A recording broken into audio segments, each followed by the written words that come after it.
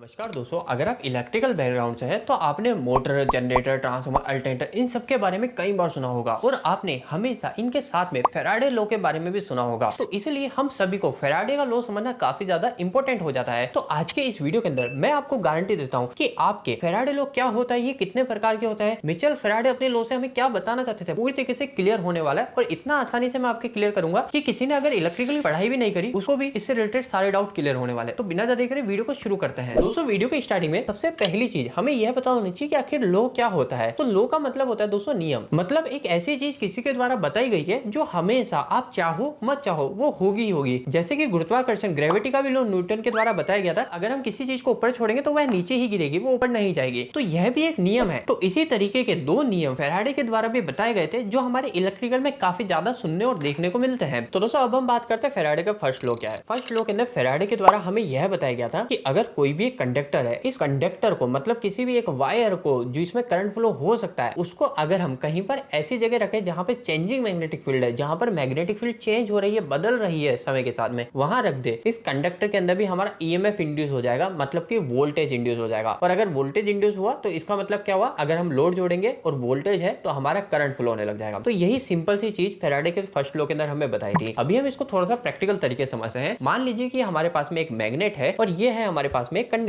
जिसके अंदर कोई भी हमारा वोल्टेज करंट फ्लो नहीं हो रहा है अभी के केस में। अब मैं क्या करता हूँ, इस मैग्नेट को इस कंडक्टर के पास में ऐसे लाता हूँ, फिर दूर करता हूँ, पास लाता हूँ, दूर करता हूँ, पास लाता हूँ, दूर करता हूँ। इसके कारण हमारे जो इस मैग्नेट के पास में मैग्नेटिक फील्ड होती है जो हमें आंखों से नहीं दिखती है, वह मैग्नेटिक फील्ड इस कंडक्टर के बार बार लिंक करेगी, फिर कम लिंक करेगी, यानी मैग्नेटिक फील्ड बार बार चेंज हो रही है और बार बार इससे कट हो रही है। तो ये हो गई हमारी चेंजिंग मैग्नेटिक फील्ड। तो अगर चेंजिंग मैग्नेटिक फील्ड से बार बार हमारे कंडक्टर कट होगा तो फैराडे के द्वारा हमें यही बताया गया था कि इसमें भी हमारा ईएमएफ उत्पन्न हो जाएगा, मतलब कि वोल्टेज उत्पन्न हो जाएगा। इसके अलावा एक और बात ध्यान रखिए कि ऐसा नहीं कि हमेशा हम जो चुंबक है इस चुंबक को ही आगे पीछे करें। बात ये होनी चाहिए कि हमारा जो मैग्नेटिक फील्ड जो इससे कट हो रही है वह चेंज होनी चाहिए। हम चाहे तो जो मैग्नेटिक फील्ड है, जो हमारा मैग्नेट है, इसको एक जगह पे इससे रख दें और जो हमारा कंडक्टर है इस कंडक्टर को इसके पास लाए, फिर दूर ले जाए, पास लाए, दूर ले जाए, तो अभी भी जो कंडक्टर है इस कंडक्टर में हमारी चेंजिंग मैग्नेटिक फील्ड ही लिंक हो रही है। मतलब कभी मैग्नेटिक फील्ड ज्यादा कट हो रही है, कभी कम कट हो रही है। तो इस कंडीशन में भी इस कंडक्टर में हमारा ईएमएफ उत्पन्न हो जाएगा। तो पहली चीज आपको क्लियर हो गई कि फैराडे के द्वारा यही बताया गया था कि अगर हमारे किसी नॉर्मल कंडक्टर को चेंजिंग मैग्नेटिक फील्ड में रख दिया जाए उसमें भी हमारा वोल्टेज उत्पन्न हो जाता है, करंट फ्लो होने लग जाता है। लेकिन दोस्तों, यहाँ पर एक छोटे सा पॉइंट जो कि काफी जरूरी है, आपको ध्यान रखना है कि जो बताया है कि मैग्नेटिक फील्ड का चेंज होना काफी जरूरी है, चेंजिंग मैग्नेटिक फील्ड होना जरूरी है। अगर दोनों बिल्कुल इसी होंगे तो हमारा कोई भी मैग्नेटिक फील्ड चेंज नहीं हो रही है, इसके पास में जो मैग्नेटिक फील्ड बनी हुई है वो सेम की सेम बनी हुई है, तो अभी कोई भी इसमें ईएमएफ वोल्टेज उत्पन्न नहीं होगा। तो आपको क्लियर हो गया कि हमारा इन दोनों के बीच में एक रिलेटिव मोशन होना चाहिए, मतलब कि जो इससे मैग्नेटिक फील्ड लिंक करे वह बार बार चेंज हो रही हो, तो इसमें हमारा ईएमएफ उत्पन्न हो जाएगा। तो मैं उम्मीद करता हूं अब फर्स्ट लॉ आपको पूरी तरीके से क्लियर है। अब हम सेकंड लॉ की बात करते हैं। आखिर फैराडे ने सेकंड लॉ में क्या कहा था। तो दोस्तों, सेकंड लॉ बहुत ही ज्यादा सिंपल है। सेकंड लॉ में फैराडे के द्वारा सिर्फ इतनी सी बात बताई गई थी कि हमारा जो ये अंदर जो हमने ये हरकतें करी, अभी इसके पास मैग्नेट लाए फिर दूर ले गए, यानी चेंजिंग मैग्नेटिक फील्ड हमने बनाई, तो उसकी वजह से यहाँ पर कितना वोल्टेज इंड्यूस हो रहा है वह किन बातों पर निर्भर करेगा। मतलब अगर मुझे ज्यादा वोल्टेज इंड्यूस कराना है, ज्यादा ईएमएफ इंड्यूस कराना है, तो मैं कैसे करा सकता हूँ। तो इसी के बारे में ही बातें हमें सेकंड लॉ के अंदर बताई गई थी कि आखिरकार कैसे हम ज्यादा वोल्टेज को इंड्यूस करा सकते हैं। तो यह तो थोड़ा सा अगर आप भी सोचेंगे तो आपको भी क्लियर हो रहा होगा कि वोल्टेज को मैं कैसे ज्यादा इंड्यूस करा सकता हूँ। पहला ऑप्शन तो यह हो सकता है कि हमारी जो मैग्नेटिक फील्ड है, यह मैग्नेटिक फील्ड पहले धीरे धीरे धीरे धीरे इसको कट कर रही थी, अब हम कह सकते हैं कि इसको फटाफट फटाफट मतलब ज्यादा स्पीड से मैग्नेटिक फील्ड कट होगी, तो इसकी वजह से इसमें ज्यादा वोल्टेज इंड्यूस होगा। इसके अलावा दोस्तों एक और पॉइंट, अभी क्या ये प्लेन एक कंडक्टर है, तो इस कारण से अगर इसके पास मैग्नेटिक फील्ड आएगी भी तो ये कितनी मैग्नेटिक फील्ड इस वायर से कट हो पाएगी, थोड़ी सी कट पाएगी। तो इसके लिए हम क्या करते हैं, हम इस वायर को प्लेन ना लेकर हम यहाँ पर एक वाइंडिंग ले ले, मतलब एक कॉइल ले ले। तो इस कॉइल को लेने के कारण क्या होगा, यहाँ पे कॉइल को यूज करने के कारण अब यहाँ पर ज्यादा मैग्नेटिक फील्ड कट हो जाएगी, जिसकी वजह से हमारा ईएमएफ ज्यादा इंड्यूस होगा, मतलब हमारा ज्यादा वोल्टेज इंड्यूस होने लग जाएगा। तो अगर आप काफी ज्यादा कंफ्यूज हो रहे थे इतने समय से फैराडे लॉ के बारे में, तो आपको ध्यान रखना है सिर्फ इतनी सी बातें ही फैराडे के फर्स्ट लॉ और सेकंड लॉ में बताई गई थी। इसके साथ में एक फॉर्मूला दिया था, तो वो फॉर्मूला क्या था, वो फॉर्मूला इसी बात को बताता है जो मैंने अभी आपको बताया कि जो हमारे वाइंडिंग है, इस वाइंडिंग के अगर मैं टर्न्स बढ़ा दूंगा तो हमारा ज्यादा ईएमएफ इंड्यूस होगा। अगर मैं आपको फॉर्मूला बताऊं तो फॉर्मूला था E is equal to minus N D five by D T. इसमें जो E है, इस E का मतलब है कि आखिर कितना ईएमएफ इंड्यूस होगा, मतलब कितने वोल्टेज इंड्यूस होंगे, वह डिपेंड करेगा। सबसे पहले N है, उस N का मतलब है हमारा नंबर ऑफ टर्न्स, मतलब हम जो वाइंडिंग कर रहे हैं उसमें जितने ज्यादा टर्न होंगे उतना ज्यादा ही हमारा ईएमएफ वोल्टेज इंड्यूस होगा। इसके बाद में सेकंड चीज है हमारी फाई। फाई का मतलब है फ्लक्स, हमारी जो मैग्नेटिक फील्ड है, यह मैग्नेटिक फील्ड जितनी ज्यादा होगी, जितनी ज्यादा हमारी मैग्नेटिक फील्ड लिंक करेगी उससे भी डिपेंड करेगा कि हमारा कितना ज्यादा वोल्टेज इंड्यूस होगा। तो दोस्तों उम्मीद है अब आपको पूरी तरीके से फैराडे का लॉ क्लियर हो गया होगा। अगर मैं आपको इन दोनों ही लॉ को लास्ट के 20 से 30 सेकंड में क्लियर करूं तो पहला लॉ इस बात को बताता है कि अगर किसी भी प्लेन कंडक्टर को जिसमें कोई भी करंट फ्लो नहीं हो रहा, जिसमें कोई भी वोल्टेज नहीं है, इसके पास में हम चेंजिंग मैग्नेटिक फील्ड को लाते हैं तो इसकी वजह से हमारा जो ये कंडक्टर है इसमें भी वोल्टेज इंड्यूस हो जाएगा, करंट फ्लो होने लग जाएगा। और दूसरा लॉ हमें यह बताता है कि इसमें आखिर कितना करंट इंड्यूस होगा, कितना वोल्टेज इंड्यूस होगा, वह डिपेंड करेगा यहाँ पर हमने कितनी नंबर ऑफ टर्न्स, कितने टर्न्स वाली वाइंडिंग कर रखी है। मतलब जितनी ज्यादा वाइंडिंग करेंगे उतना ज्यादा हमारा वोल्टेज इंड्यूस होगा। साथ ही साथ जितना ज्यादा हमारी मैग्नेटिक फील्ड लिंक करेगी, मतलब जितनी ज्यादा मैग्नेटिक फील्ड हमारे वायर को कंडक्टर कट करेगी, उतना ज्यादा ही हमारा वोल्टेज इंड्यूस होगा। तो दोस्तों ये छोटा सा वीडियो आपको कैसा लगा प्लीज एक लाइक करके जो बताएगा। इसी तरीके और वीडियोस देखने के लिए आप हमारे चैनल को सब्सक्राइब कर सकते हैं। आज के लिए इतना ही, धन्यवाद।